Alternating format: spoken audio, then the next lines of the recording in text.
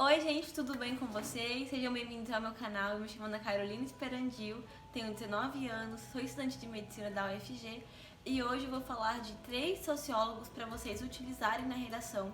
E eu vou explicar de uma forma diferente, eu não vou trazer uma frase pronta para vocês, eu vou explicar o que o autor pensava, como ele pensava, aonde ele se localizava para ele pensar daquela forma e para vocês conseguirem utilizar de uma forma contextualizada e fazer uma interpretação de tudo isso e conseguir utilizar na redação.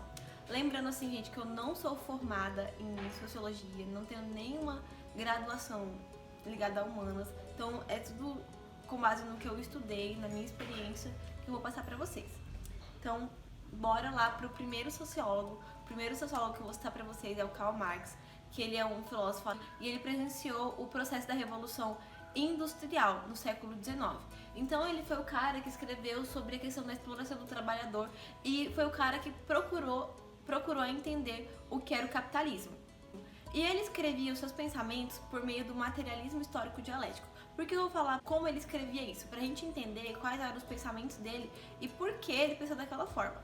Então, Karl Marx ele explicava a história por uma visão econômica e dava uma visão histórica para a economia. Então ele falava o quê? Dialético, porque ele dizia que dialogava essas duas coisas, que a história e a economia, elas dialogavam, elas se conversavam, uma estava atrelada à outra. E ele dizia também que esse diálogo implicava no diálogo entre os explorados e os exploradores, ou seja, entre os opressores e oprimidos.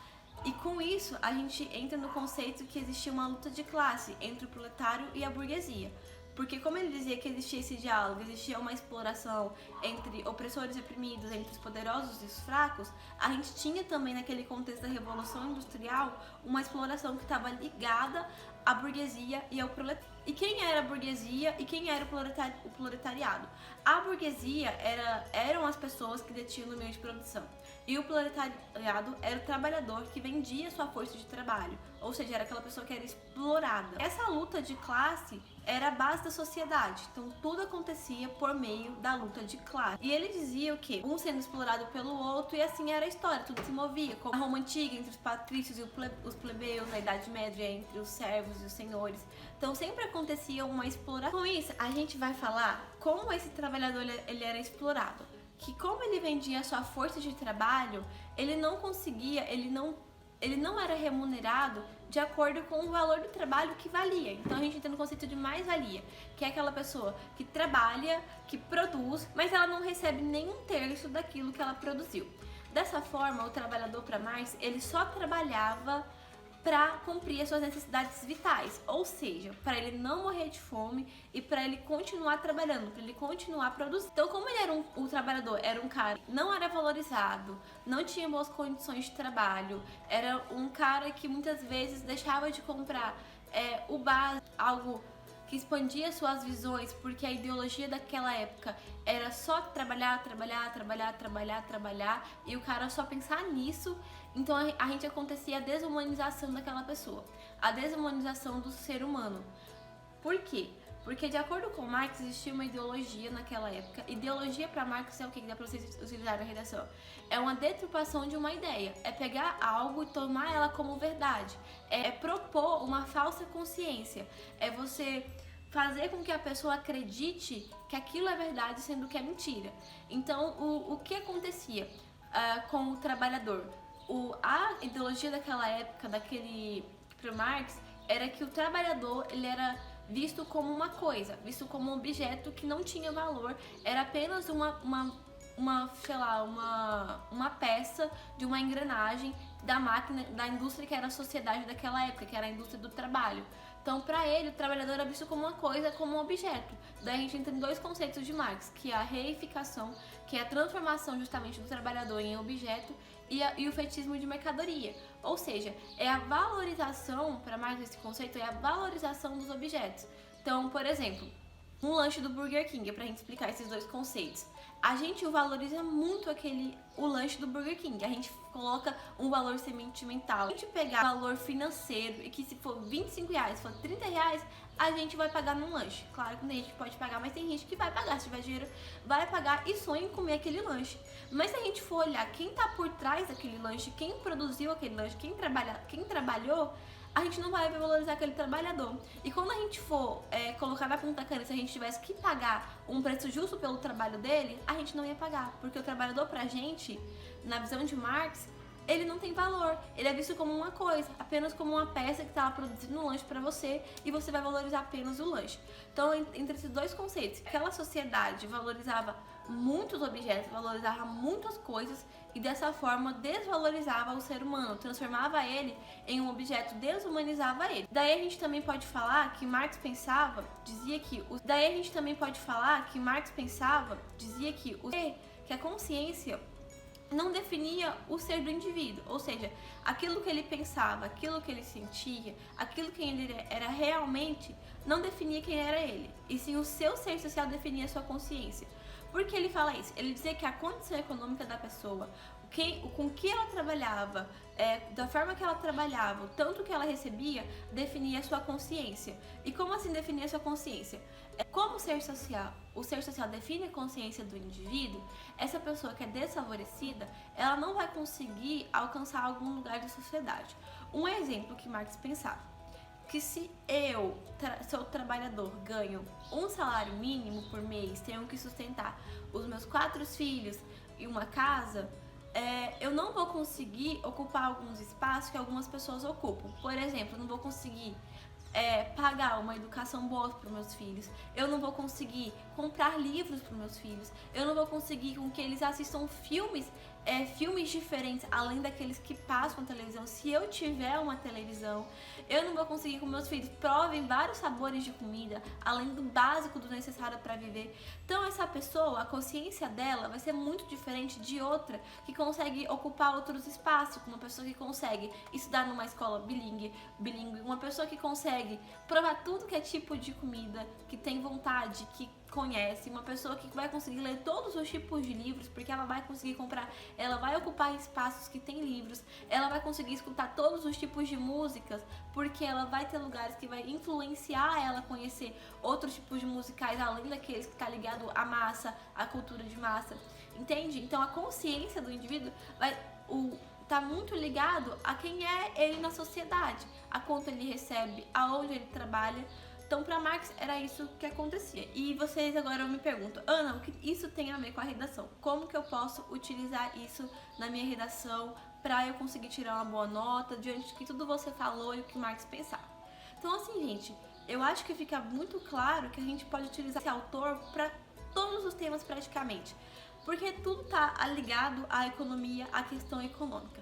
Então, por exemplo, se a gente for utilizar o conceito de ideologia de Marx, que ele fala que é a imposição de uma falsa consciência, a deturpação de uma ideia, a gente pode citar isso da questão do controle das massas, a gente pode citar isso no controle dos nossos dados, algoritmos. Eu citei isso na minha redação do Enem de 2018, que como o acompanhamento daquilo que você visita no site, que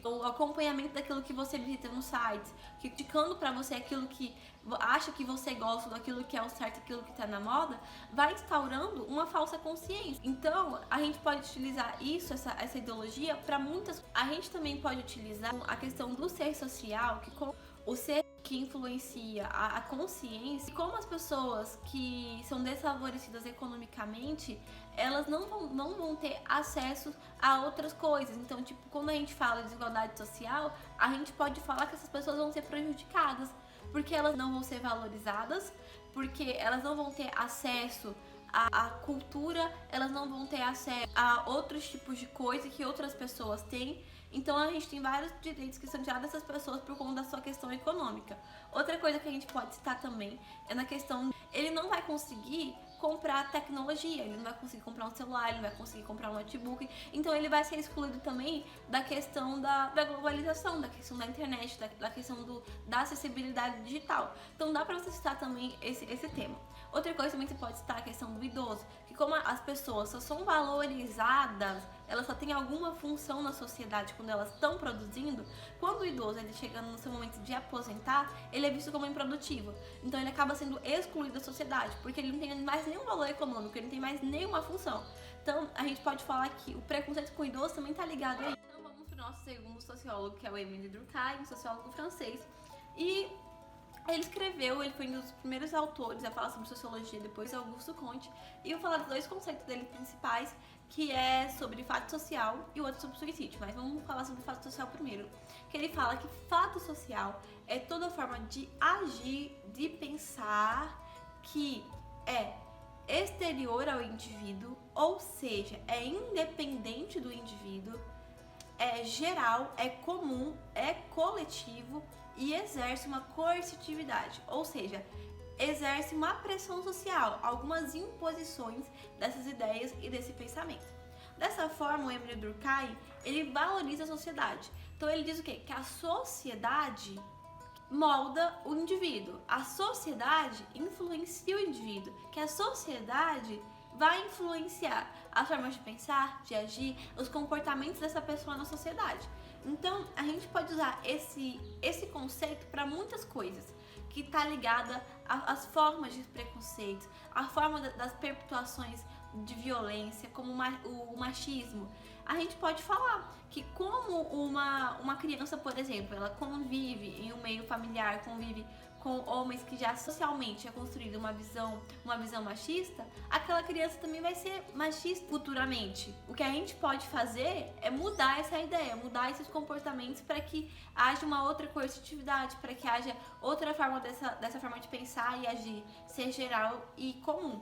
A gente também pode falar da questão dos padrões de beleza, que como um fato social, ele é coercitivo, ele é imposto, exerce uma pressão social, que esses padrões, como acabam sendo normalizados, acabam virando algo que é coercitivo, algo que gera pressão, generalizando o padrão de beleza para todo mundo, não deixando a pessoa ser quem ela é mesmo, não deixando a pessoa aceitar o seu próprio corpo. Outra coisa que ele fala sobre o suicídio, as três formas de suicídio para Durkheim, que é o altruísta, o anômico e o egoísta.